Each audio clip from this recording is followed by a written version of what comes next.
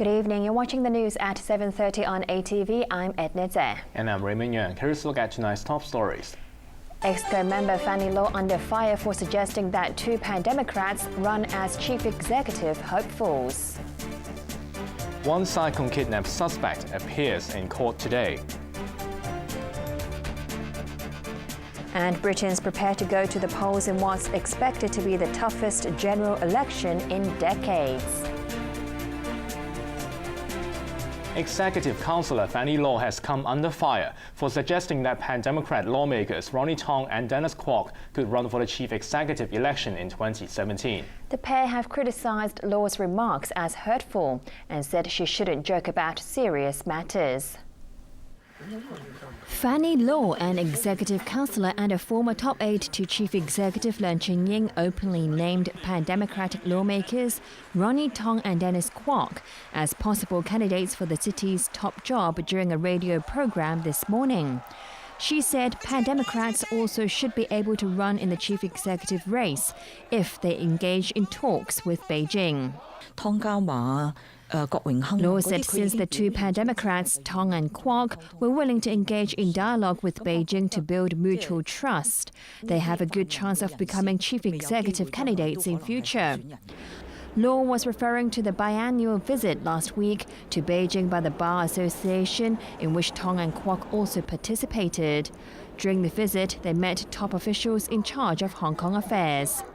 Law's remarks have drawn sharp criticism from the two lawmakers. Tong said Law has put him under attack from supporters of the Pan-Democratic camp.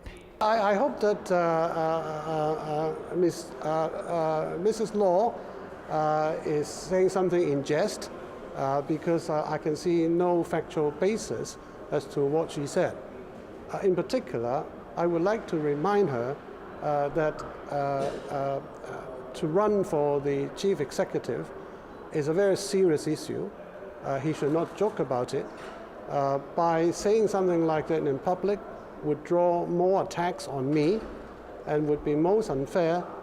Tong also warned that Law must speak with caution on such serious matters. Because what she is saying is that anybody who can go up to Beijing would automatically become a possible candidate for chief executive.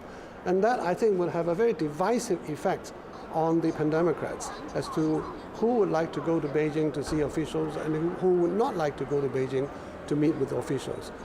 Kwok, in the meantime, said what Law suggested today only confirmed that under the government's political reform package, the chief executive election would be a political screening ruled by men and not by law. I would say that they really has demonstrated that this so-called nomination procedure is just a pre-selection mechanism, somehow using some hidden categories, using some political criteria to filter out people they don't like.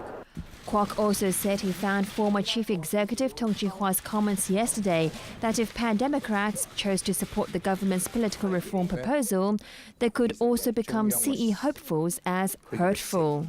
I was really hurt by his comment because, the Hong Kong people are really fighting for a fair, open and transparent election system. A system that accords with our core values. That is what the Hong Kong people is fighting for.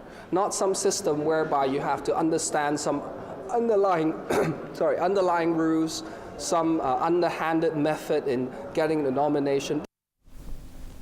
The first suspect arrested in Hong Kong over last week's kidnapping in Sai Kung has appeared in court. The case was adjourned without a plea being taken, with the defendant remanded in police custody. Arthur Aguilar reports. Zhang Qingwang was at the Kwun court this morning charged with kidnapping.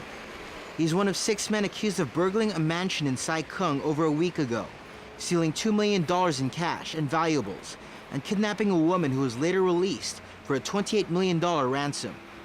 The victim was not identified for legal reasons.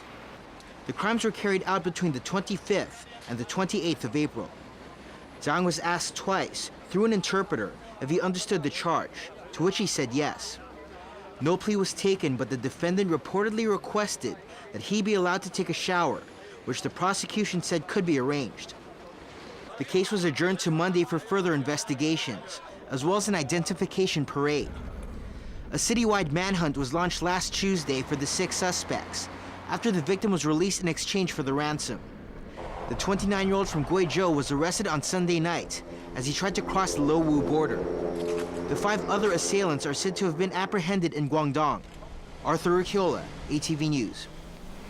ATV Executive Director Ip Kar-po said the broadcaster will not close down at the end of the month, as talks are still underway with potential investors. There is also good news for the more than 500 staff, as they will finally receive their wages for April tomorrow. ATV Executive Director Ip Kar-po met employees for the first time since the broadcaster was told by the government last month that it can only operate until April 2016. But there's a more pressing task. The company has yet to pay more than 500 employees their April salaries, and Ip said the problem is now solved. We signed a contract with a film company, and suddenly the money can't come in the right time. So we now push that they can pay us as soon as possible. So now we can promise the staff tomorrow we can pay the April salary. Ip says he remains hopeful of ATV's future, even telling staff today that it will not close down at the end of this month, as speculated by some media. There are suddenly a lot of newcomers, a lot of new investors contact us, showing that they are still interested to buy to invest in ATV. They are not only invest for 1 year, they want to last for the future. He revealed that talks are underway with a group of potential buyers, although there is a minor delay. They have exchanged the contract already, and the lawyer have come to our office to search for the financial statements and all the documents as well. So we hope that maybe in the first week of May, they will sign the contract. But up to the morning, they still haven't signed the contract. He also confirmed reports that a consortium led by David Chiu, son of former ATV owner Deacon Chiu, is interested in inheriting staff from the station. Chiu announced last month that the company has submitted a bid for a free-to-air TV license, and it was later revealed that the billionaire had initially sought to buy out ATV, but a deal was not reached in the end. Turning overseas, voters in the UK will go to the polls tomorrow in what is expected to be the tightest general election in decades. And a man has died in Peru during clashes between police and demonstrators angry at a copper mining project. Arthur Urquiola reports. Demonstrators say the man who was killed in southern Peru was hit by a police bullet.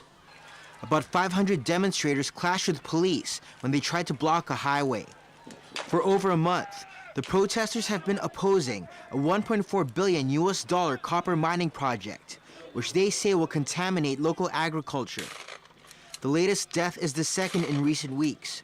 2 weeks ago, a 61-year-old farmer was shot dead.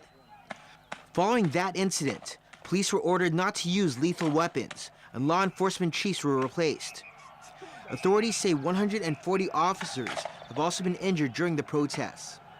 The protests could delay the mining project's 2017 start.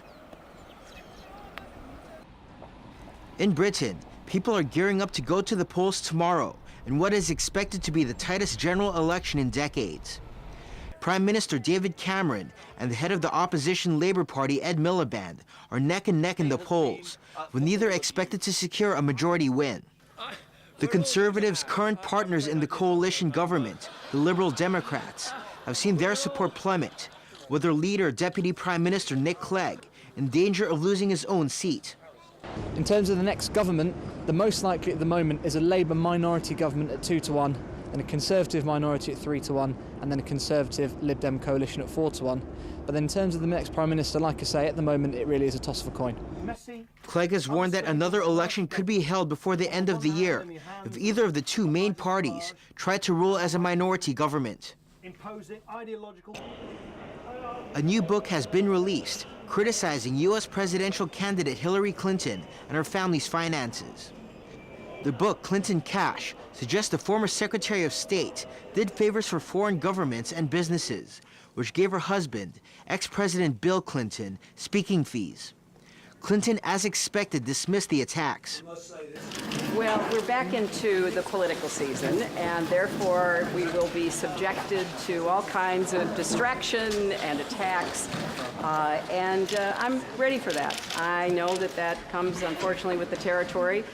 It is, I think, worth noting that the Republicans seem to be talking only about me. I don't know what they'd talk about if I weren't in the race, but I am in the race, and hopefully we'll get onto the issues, and I look forward to that. The presidential candidate spoke to students at a high school in Nevada, calling for immigration reforms so undocumented immigrants had a clear path to citizenship.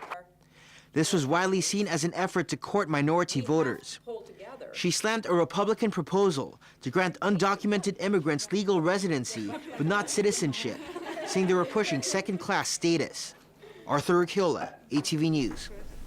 Police in Nepal came upon an unexpected surprise while searching in the earthquake-strewn rubble of a bank in the nation's capital, Kathmandu. And 10 days after a 7.8 magnitude quake struck the country, the focus is now shifting from search and rescue to relief and recovery. Scott Murphy reports. As police rescue teams were searching for possible victims underneath the destroyed bank in Kathmandu Monday, they came upon an unexpected treasure, 25 million Nepalese rupees in cash, the equivalent of over 246,000 US dollars. After thoroughly counting it all, the money was then sealed in large metallic containers and carried away. 10 days after the 7.8 magnitude quake, the Himalayan nation has now asked foreign governments to conclude their search and rescue operations and move on to the next phase. The U.S. government, which has already sent a fleet of cargo planes, military personnel, and monetary aid to the devastated country, says it is thinking about the next steps. What we're now looking at is, after the relief effort, we have recovery and we have reconstruction. We're looking at what can be done in conjunction with the other donors, very preliminary, on what can be done to help reconstruct the areas. And this is a long-term thing, but this has to be done carefully, thoughtfully, and if we try to do is make sure everything we do in the relief phase adds to that phase, and that's where we are right now. To date, the earthquake has left over 7,500 people dead and over 14,000 injured. The United Nations claims that more than 2 million people will need some form of help over the next 3 months. Scott Murphy, ATV News. Turning to sports and in tennis, the big names are gearing up for action in Madrid as 2 players have already booked their third-round tickets. Seeing his first match in nearly